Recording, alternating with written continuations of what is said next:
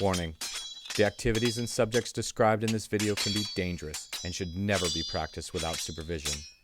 An adult should be present during every step of activity and construction, so don't do anything dumb, please. Medieval armor and combat can be dangerous, so be safe, train hard, and be knightly.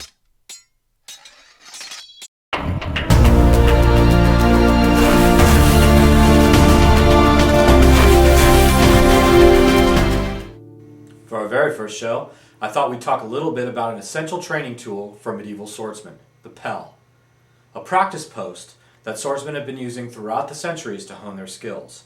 We'll talk a little bit about its history, and then we'll show you how to construct one step by step for under $20. Sir Gemini, I was wondering what a knight used to practice with in the Middle Ages. What do you use today? Thank you. Tim, New York State. Pell History. The pell has been used by every culture that has ever used the sword. From the Roman legionnaire through the sword practitioners of today, it remains an essential tool for form, accuracy, and power.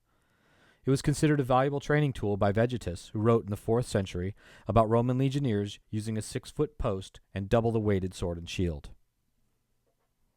The pell stands we use here at our school are made from tractor disc blades with an 18-inch piece of steel pipe welded to the top. But if you don't have access to a welder or you don't know how to weld, it makes it kind of impractical. We're going to show you a method to make your pell at home both mobile and easy to construct. For our pell, we're going to need a 5-gallon plastic bucket, a 4-inch wooden peeler core, they're a little smaller than 4-inch, a 4-inch piece of plastic pipe, so the peeler core will fit into it, and a single bag of fence post concrete with a water source. You're going to begin with cutting your pipe at approximately 16 inches. When you're cutting, use safety equipment like eye protection. After you've got your pipe cut, you're going to tape both ends with duct tape. This will prevent the concrete from seeping in when you wet it down.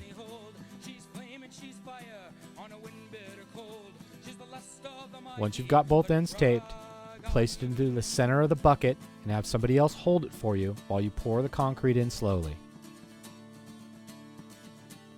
Concrete dust can be dangerous, so make sure you wear a mask and you pour the concrete outside or in a well-ventilated area. Have your partner hold it for you while you pour the concrete evenly all the way around. Once you've got the whole bag in, smooth it out so it's even on top. And then go ahead and start pouring in your water. You only want it to be 2 to 3 inches and let it seep overnight. It'll cure the entire bucket. Now our bucket pell design has that plastic sleeve inside, but you don't have to actually add that. You can just concrete the peeler core directly in the bucket. Just make sure that you have a level handy so you make sure it's straight up and down. Also, you're going to have to find a method on keeping it level throughout the curing process. So you can get a couple of pieces of board and nail it straight.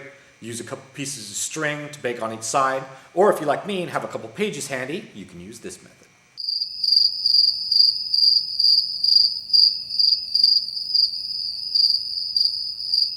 And look, before the hate mail starts coming in, I fed them, and they had Wi-Fi. Hello, sir. I have made a pell, but I think I left the pole too long. When I practice, the whole thing rocks over and falls. Any tips? Andy, Sacramento, California. Peeler cores come in 8-foot lengths, but you can cut them down to 6 or 7 feet, any height that's comfortable for you.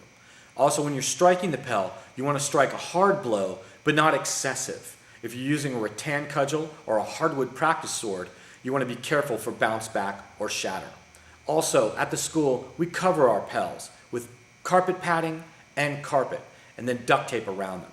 This softens the blow, it cushions it against the bones in your hand, and it prevents that pell rock.